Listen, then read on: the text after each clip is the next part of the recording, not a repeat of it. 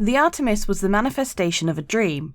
When the announcement came that a vessel was being constructed for a push to the nearest potentially habitable planet, the public flipped.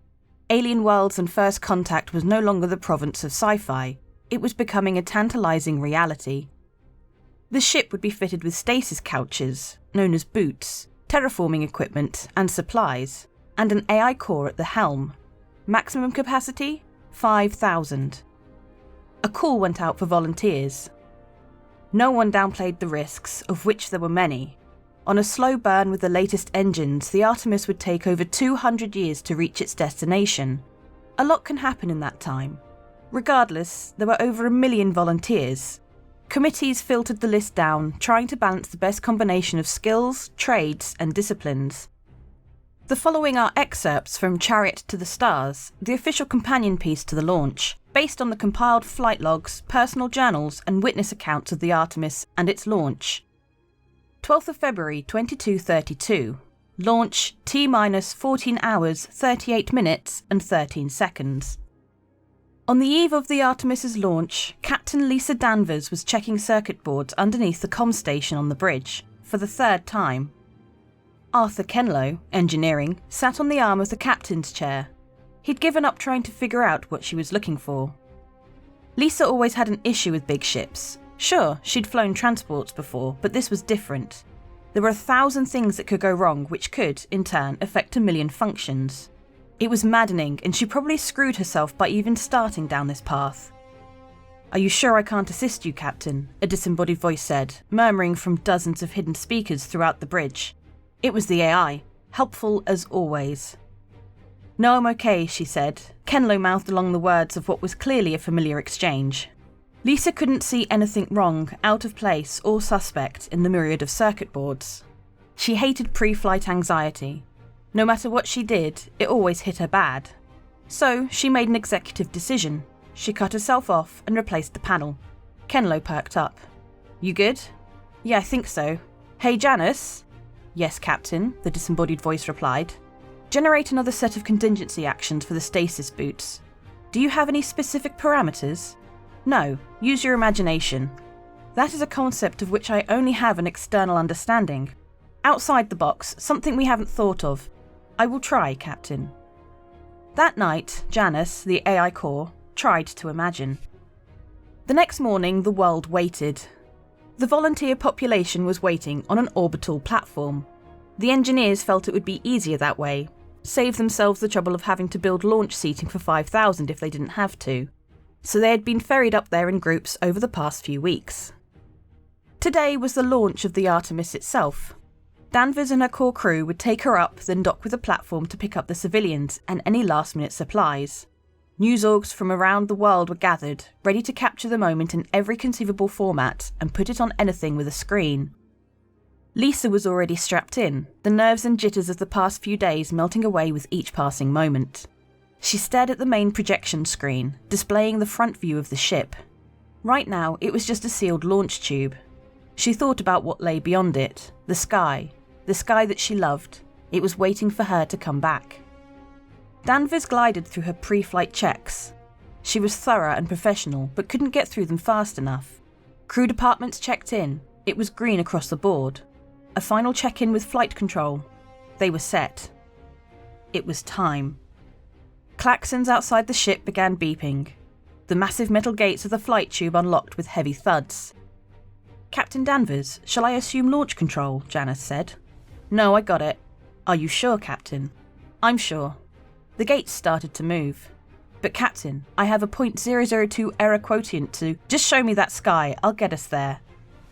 Timestamp, T plus 9 days, 5 hours, 12 minutes, 57 seconds. Janice assumed control and circled for a week once the crew and civilians had entered stasis to check for any errors or anomalies. Effectively a dry run of how the ship would run once it started its push. If there were any problems, flight control could abort and even remotely pilot the Artemis back if need be. Flight control finished the final assessment of the checks. Everything looked good. Justin Cobb, the mission director, looked over the bays of technicians, scientists, and analysts. "Everyone good?" Everyone nodded. "This is our last chance. If anybody's got the slightest hesitation or concern, I don't care how it'll sound or how the people upstairs will flip, you'd better voice it.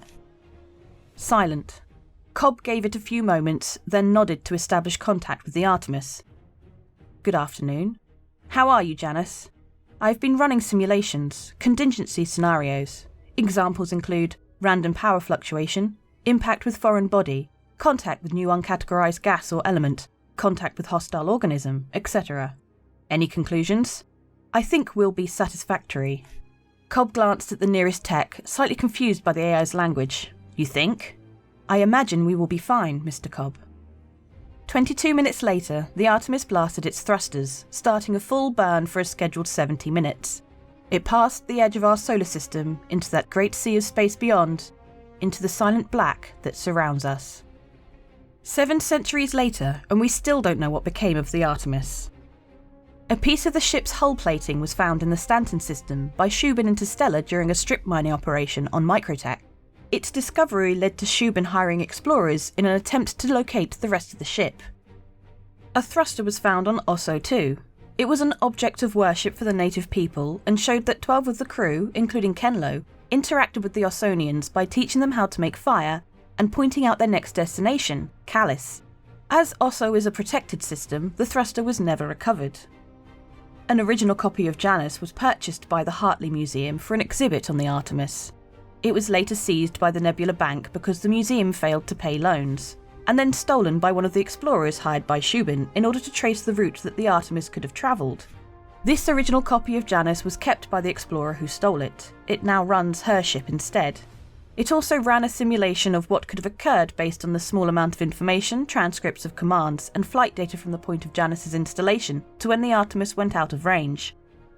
According to the logs, Lisa E. Danvers coordinated the start with Janus, but altered the planned exit trajectory by 13.03 degrees, just 21 seconds before the start. The simulation found that 245 days after launch, the estimated flight would take 220 years and 15 days until arrival.